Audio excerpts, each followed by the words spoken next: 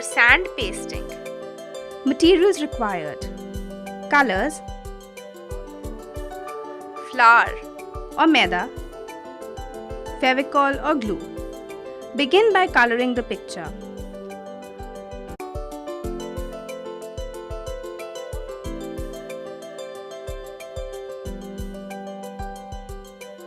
then apply fevicol or glue on a part of the picture where the flower has to be pasted.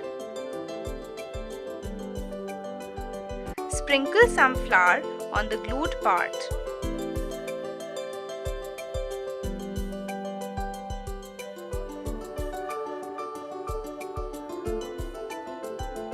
Then tilt it and shake off the extra flour.